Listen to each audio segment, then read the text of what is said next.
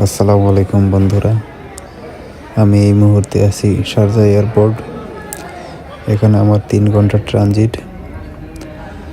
তো 3 ঘন্টা সময় কাটাচ্ছি বসে বসে। দীর্ঘ 3 ঘন্টা ট্রানজিটে বসে থাকার পর মাত্র বোর্ডিং শেষ করে বাসে উঠলাম বিমানে ওঠার উদ্দেশ্যে। এখন আমি শারজা এয়ারপোর্ট থেকে বিমানে উঠবো ঢাকা যাওয়ার উদ্দেশ্যে। তো বাস ভরে গেলে বিমানের উদ্দেশ্যে বাস ছাড়বে। তো বন্ধুরা, এই মুহূর্তে বিমানের কাছে এসে পৌঁছালাম। এটা হচ্ছে আমাদের ঢাকাগামী বিমান। তো এই বিমানে এখন উঠবো। চলুন বিমানের ভিতরের কি অবস্থা দেখা যাক। তো সিঁড়ি বেয়ে অনেক উপরে উঠতে হবে বিমানে ঢোকার জন্য। বিমানের ইঞ্জিনের প্রচণ্ড শব্দ হচ্ছে।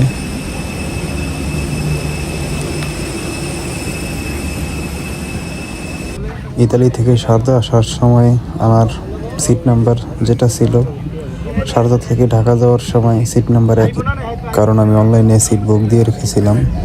আমার সিট নাম্বার দুটোই ছিল 7A।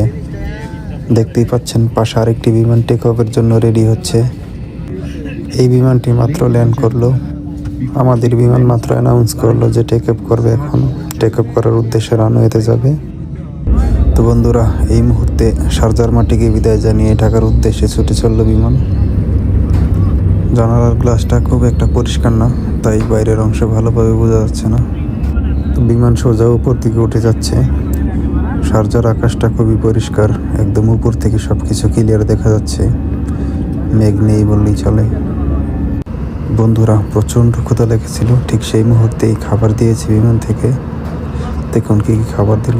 ছোট্ট একটা পানি, একটা ইয়োগর, যেটা এয়ার আরাবিয়ার লোগো দেওয়া, দেখতেই পাচ্ছেন। আর সাথে দিয়েছে চিকেন বিরিয়ানি।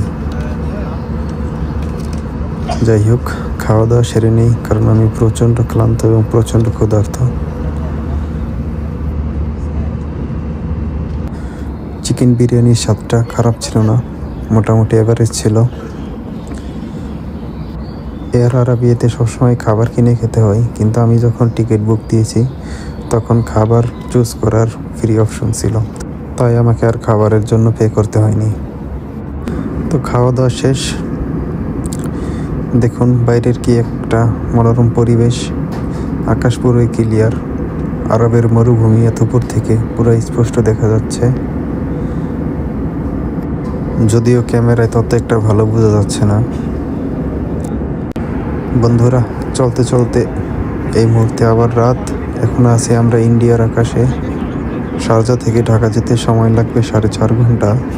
ইতালিতে এয়ারপোর্ট যাওয়ার জন্য বাস, ট্রেন, ট্রাভেল নিয়ে এবং দীর্ঘ সময় ইতালিতে এয়ারপোর্টে বসে থাকা নিয়ে আমার এই জার্নিটা প্রায় 24 ঘন্টার উপরে ছিল। জানি না এটা ইন্ডিয়ার কোন শহর, কারণ সিটে কোনো মনিটর নেই, সেই কারণে ম্যাপও দেখা যাচ্ছে না। তো বন্ধুরা, অ্যাট লাস্ট দীর্ঘ জার্নির পরে আমরা এই মুহূর্তে ঢাকার আকাশে, এবং বিমান রানওয়ে ছোঁয়ার জন্য এগিয়ে চলছে। ঢাকার আকাশ প্রচণ্ড কুয়াশাচ্ছন্ন। দেখুন কি পরিমাণ কুয়াশা, নিচটা ভালো করে বোঝা যাচ্ছে না। বিমান এই মুহূর্তে রানওয়ে এরিয়াতে আছে। এখন রানওয়ে স্পর্শ করবে। দেখুন কি পরিমাণ কুয়াশা, বাইরের কিচ্ছু স্পষ্ট দেখা যাচ্ছে না। যাই হোক, বিমান এই মুহূর্তে রানওয়ে স্পর্শ করলো।